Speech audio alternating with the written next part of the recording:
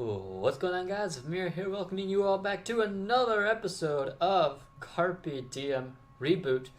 Last time we left off on a choice whether or not we should tell I all about our secret past. That for some reason we didn't want. Wait a second. Okay, now just had to test something. Okay, so yeah, we apparently have some quite of a deep secret past.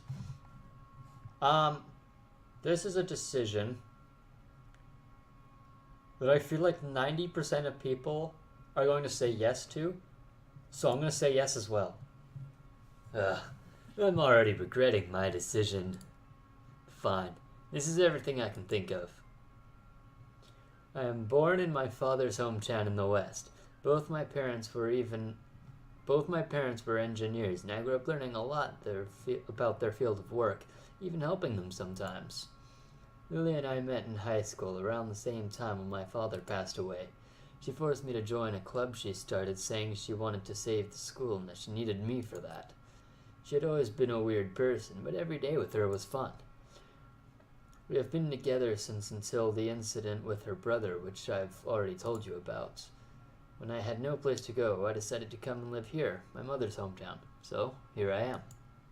That's about it, I guess. Wow. Honestly, I was expecting that to be a lot longer. But apparently not. No, it's not. It's really not.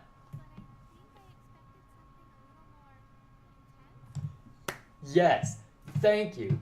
Thank you. You get it. You get it. Well, sorry to disappoint.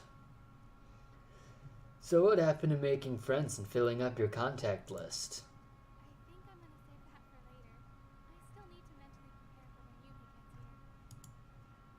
The sky had been dyed a deep orange by the encroaching sunset. Didn't expect Yume's appointment to take this long, but I was determined to wait for her no matter what. On the bright side, it gives her a little more time to think about how she's going to approach the situation altogether. Hey guys, sorry it took so long. Hey, Yume, don't sweat it. So, what was it you wanted to talk to me about?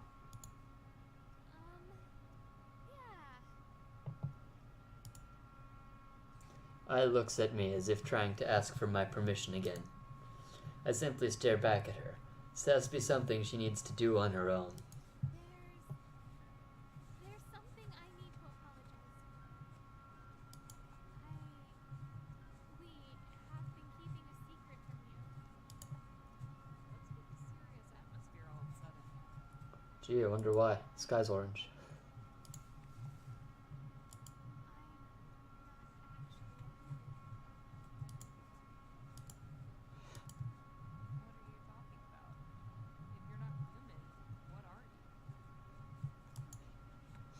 Ai looks down and keeps quiet.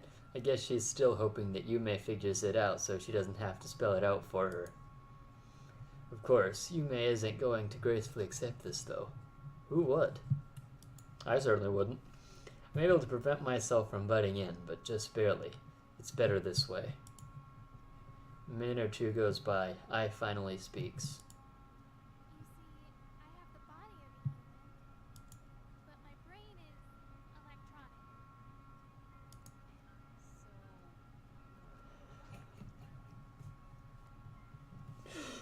There's the robot again. It's just gonna go how I think it's gonna go. I looks up to see. I looks up to see Yume's reaction, which can be described with no word other than dumbfounded.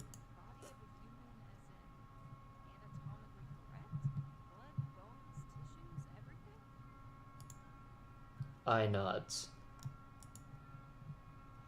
Yume looks at me as if to confirm if I is telling the truth. No matter what I think about it, I don't really know how Ai's physical body works at all. There's actually real blood and tissue in there? I'm torn away from my thoughts when I notice that Yume is still staring at me instead of Ai. Making a robot capable of passing the Turing test would already be more than enough to amaze me. But creating a functional human body from scratch? I know, right? That's just crazy. Oh, but not like bad crazy. The good I know, right? I never thought I'd live to see the singularity. I knew the current technological state of the world was advancing, but I didn't know we were anywhere close to uncovering something like this. Well, we weren't. Let's just clear up a certain misunderstanding first. I wasn't the one who created her body. She was. What? How? That is beyond me. To be specific, I created an unsupervised learning program to aid me in finishing various work projects. That program ultimately transformed into an AI that could communicate and function on its own the way a real person would. The source code was all I did. Everything else was done by her. I can't even think of a word to describe how I feel right now. It does make sense, though. No matter how proficient a coder you are, no one in this day and age could have possibly created something of this caliber. It only makes sense that a computer itself was able to manage it. But still, Young, you laid down the building blocks for all of this. You never cease to amaze me. So, you think we can still be friends? Well, I mean, I would hope so. She didn't seem too angry or disappointed. Ai's eyes, which had become glossy with a hint of fresh tears, locked onto Yume's. They both seemed to be at a loss for words. That is, until Yume smiles and places Ai's hands on her own. What made you think we wouldn't be friends anymore? It's not like I would get mad or upset about something like that. That was my very point. Literally, you can back it up like the 10 seconds. That was my very point right there. Yeah, it's crazy, but if anything, I'm just happy that you were able to share it with me. What you are, wires or not, has nothing to do with friendship. I can only imagine how ecstatic I must feel right now. She smiles and pushes herself into Yume, giving her a hug so tight that it is most likely surpassing typical human strength limits. They stay like this for a good 5 minutes before I start to worry that I has actually suffocated Yume to death. Not a single word has been uttered during the embrace. Instead, the two seem to be communicating telepathically. Normally I'd say something like this would be impossible, but I don't think I'm actually able to say that after all that's happened this month. The longer they hold each other, the more they seem to understand one another. I'm glad everything went well. Yume is surprisingly adaptable when it comes to stuff like this. Anyone else would have called the police or something. I guess this is to be expected from a technophile. We should probably head home now. It's getting kinda dark and we still need to walk a long way. Jeez, can't you see we're having a moment here? Well, yes I can, but frankly I'm more concerned about the darkening sky. That's right, Young. Can't you read the atmosphere? I can, the sky is darkening.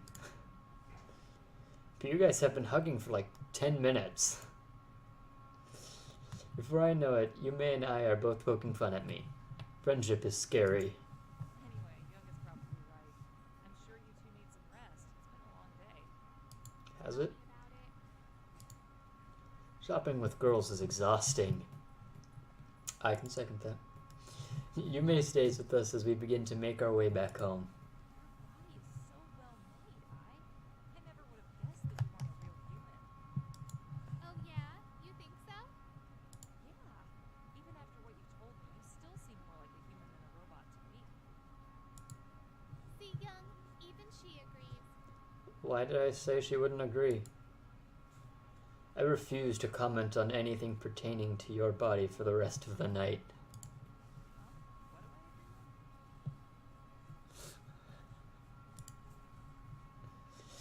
agree on? That I is a die-hard human wannabe. Yep. Yep. No, I'm not. You just won't stop calling me a robot when clearly I'm not. Right, Yume? Yeah, you're a terrible boyfriend, Young. I won't reject that. Okay, so the cat's out of the bag about I being a robot. Can I make something else clear? We're not actually dating. Why not? Because, well, first of all, she's not human. What's even worse is I'm the one who created her. I'm like her father. But didn't you say she made herself? I don't think that counts. Well, I mean... Yeah, but that would mean that she is her own father, and that would be even weirder. You're not wrong. This girl, I'm starting to believe that I'm dealing with 2 robots instead of 1. Yume pulls Ai towards her and gives her another hug that hopefully lasts less than 10 minutes this time. How could you not be dating this girl? She's so adorable and funny and smart. What else could a guy ask for? Well, I mean, I would totally marry her like right now. do it. I dare you. Ah! Did she pay you to say that? Yume, I knew you would understand. Why don't we leave Young and me together instead? I mean, that works for me. I knew it. Young thinks I'm a lesbian. I mean, you're not wrong.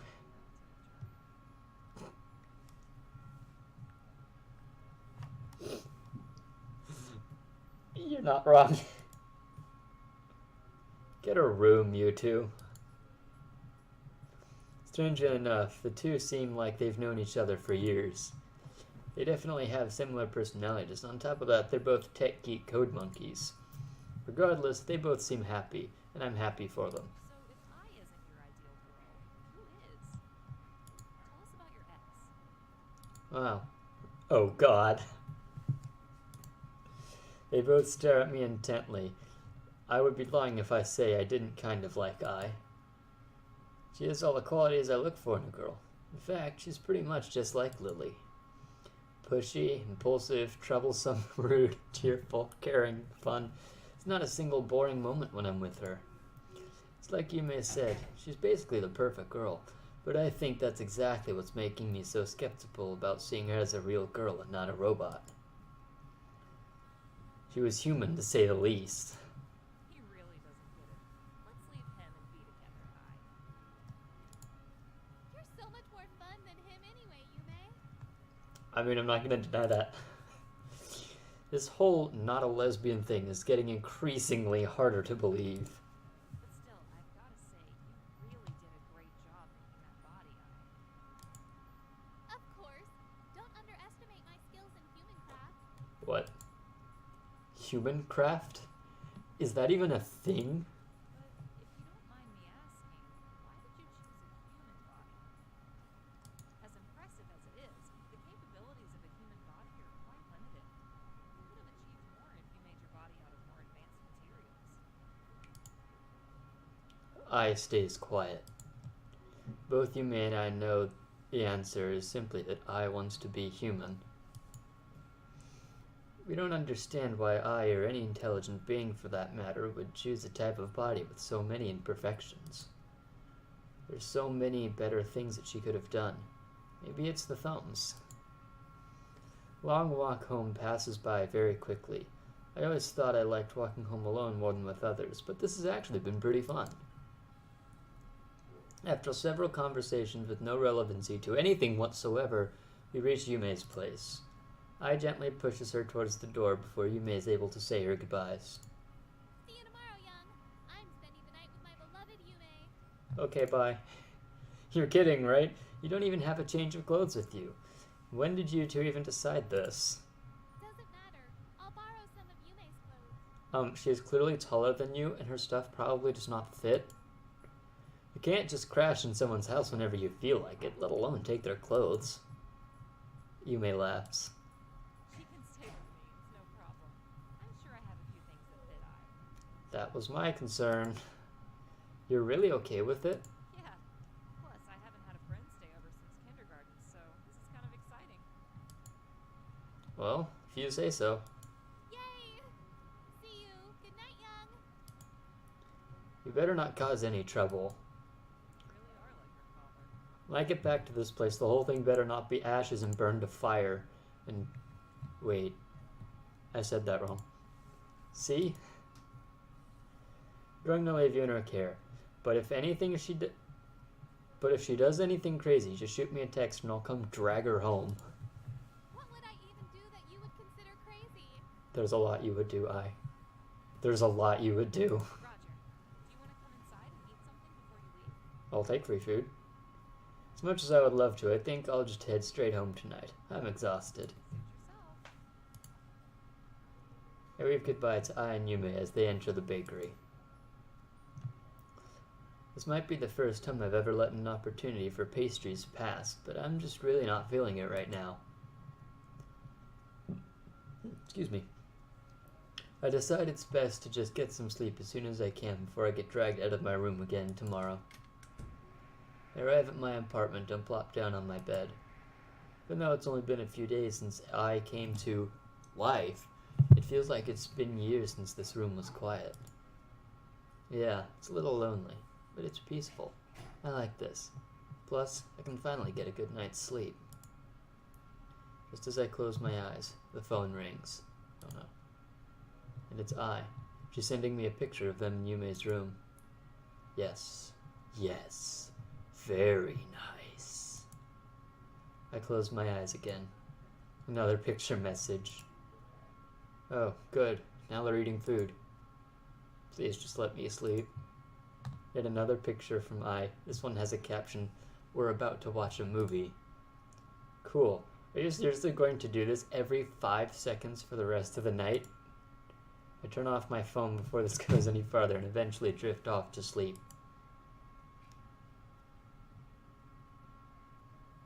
That it? An old image flashes into my mind. Oh no! Unclear, yet nostalgic. It's back when I was still with Lily. I can't remember when or where or even what was happening. It was definitely one of the best times we had together. Lily was blonde. It's Lily from Pokemon confirmed. I wake up in the middle of the night. My cheeks are wet. Was I crying? These thoughts, which I figured were buried deep in the back of my mind, were finding their way back. I've seen this dream many times since I left Lily. This is the first time it's ever hit me hard enough to make me cry. Maybe it's because of what Yume said earlier about me being too scared to face the reality of things. Being too scared to face Lily. I know what I did was wrong, but it was to save her. It's not like I wanted things to end that way. Maybe she felt the same. Just when I was finally about to get a good night's sleep. Get out of my bed and turn to my computer. I assume she's still using the system we programmed together.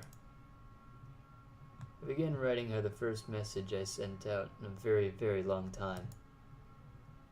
Dear Lily, how are you doing? It's been a while. I hope everything is okay. I know you probably hate me for what I've done, but I figured it's about time to straighten things out between us, maybe even catch up with each other. It's probably pretentious of me to say this, but I'm just as devastated as you about what happened back then. However, this isn't me apologizing for what did happen. Everything I did back then, I did it for you. I did it for everyone. I stand by my decision and firmly believe I did the right thing. There's one thing I want to apologize for, and that's for taking so damn long to talk to you about this. I don't expect you to understand where I'm coming from, but I really hope you do. I'm not expecting a reply back, but I really do want to come to terms with you on this. At the very least, I want us to stay friends. Love, Jung. Well, that's that. Maybe I'll be able to get some sleep now. I fall face first on the bed. Down on the bed. I can talk, I swear. I really hope she replies.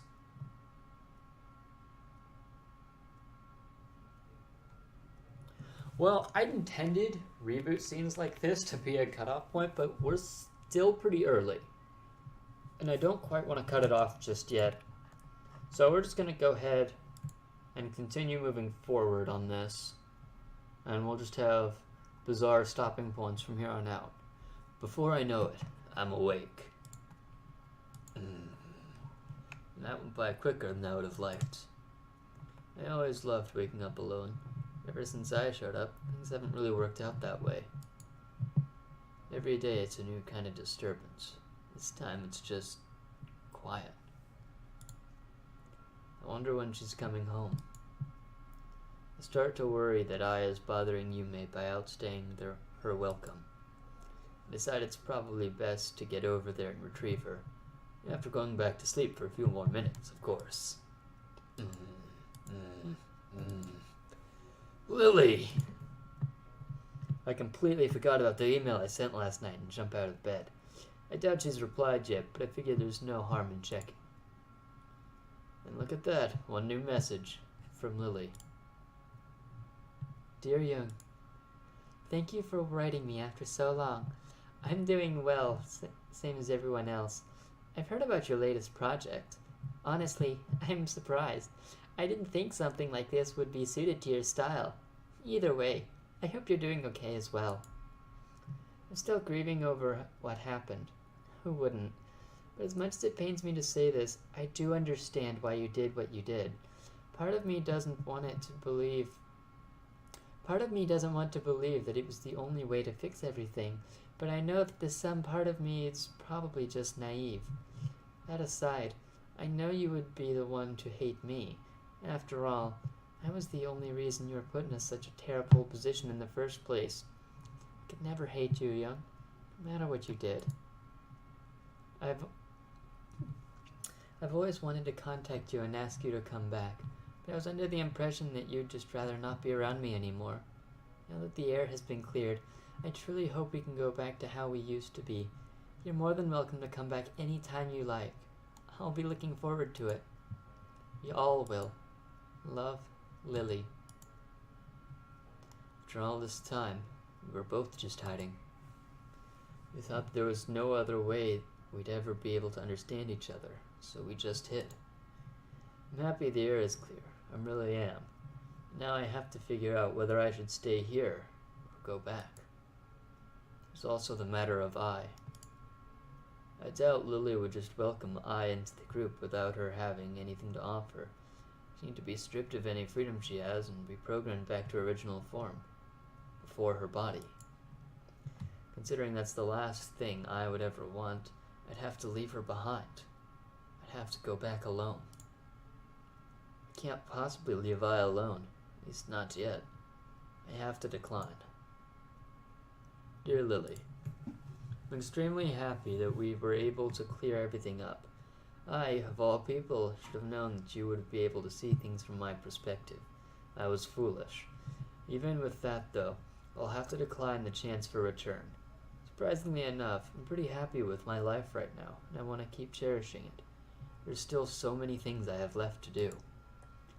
Take care of things over there. Send my regards to others. I hope our paths wind up crossing somewhere down the road.